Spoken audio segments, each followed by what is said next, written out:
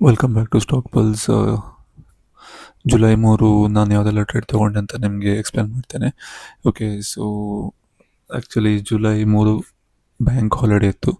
ಹಾಗಾಗಿ ಅಷ್ಟು market momentum ಅಷ್ಟೇನಿರಲಿಲ್ಲ. 10:30ಗೆ ಮಾರ್ಕೆಟ್ ಕಂಪ್ಲೀಟಾಗಿ ಸ್ಲೋ ಆಯಿತು. ಓಕೆ, ಸೊ ಆದರೆ ಒಂದು ಟ್ರೇಡ್ ನನಗೆ ಸಿಕ್ಕಿತ್ತು ಮತ್ತು ಒಂದು ಆ್ಯಕ್ಚುಲಿ ಸೆಟ್ ಆಫ್ ಫಾರ್ಮ್ ಆಗಿತ್ತು. ಓಕೆ, ಸೊ ಅದು ನಿಮಗೆ ನಾನು ತೋರಿಸ್ತೇನೆ. Okay, so first trade actually ಈ ಲೆವೆಲಲ್ಲಿತ್ತು ಇಲ್ಲಿ.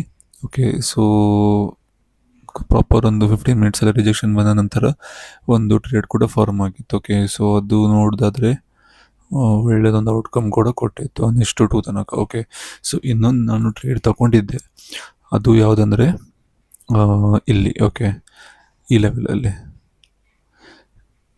ಇಲ್ಲಿ ಒಂದು ಸಣ್ಣ ಮಟ್ಟ ಟ್ರೇಡ್ ಇತ್ತು. ಓಕೆ, ಇದು ನಾನು ಆ್ಯಕ್ಚುಲಿ ತೊಗೊಂಡಿದ್ದೆ. ಅದು ನಿಮಗೆ ನಾನು ಸ್ಕ್ರೀನ್ಶಾಟ್ ಕೂಡ ಶೇರ್ ಮಾಡ್ತೇನೆ, ಅದರ ಔಟ್ಕಮ್ ಇದು. ಓಕೆ, ಇದು. ಓಕೆ, ಸೊ ಮತ್ತೆ ನನ್ನ ಫಂಡೆಡ್ ಅಕೌಂಟ್ ಅಪ್ಡೇಟ್ ಕೊಡೋದಾದರೆ, ಈಗ ಇನ್ನೊಂದು ಫಂಡೆಡ್ ಅಕೌಂಟ್ ತೊಗೊಂಡಿದ್ದೇನೆ ನಾನು. ಅದು ಆ್ಯಕ್ಚುಲಿ 4997 ಟ್ರೆಂಡ್ ಆಗ್ತಾ ಉಂಟು. ನಿಮಗೆ ನಾನು ಎಕ್ಸ್ಪ್ಲೇನ್ ಮಾಡಿದ್ದೆಲ್ಲ ಮೊನ್ನೆ, ಒಂದು ಟ್ರೇಡು ಪ್ರಾಫಿಟ್ ಮತ್ತು ಒಂದು ಲಾಸ್ ಇತ್ತು ಗುರುವಾರ ದಿನ.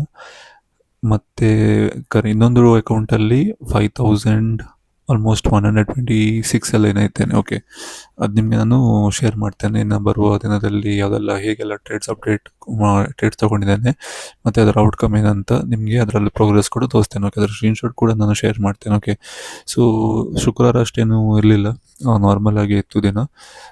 ನೋಡುವ ಇನ್ನು ನೆಕ್ಸ್ಟ್ ವೀಕ್ ಸೋಮವಾರದಲ್ಲಿ ಹೇಗೆ ಟ್ರೇಡ್ ಸಿಗ್ತದೆ, ಹೇಗೆಲ್ಲ ಟ್ರೇಡ್ಸ್ ತಗೊಳ್ತೇನೆ ಅಂತ ಅದು ನಿಮಗೆ ಅಪ್ಡೇಟ್ ಮಾಡ್ತೇನೆ. ಓಕೆ, ಸೊ ಅಷ್ಟವರೆಗೆ ಬಾಯ್ ಬಾಯ್, ಟೇಕ್ ಕೇರ್.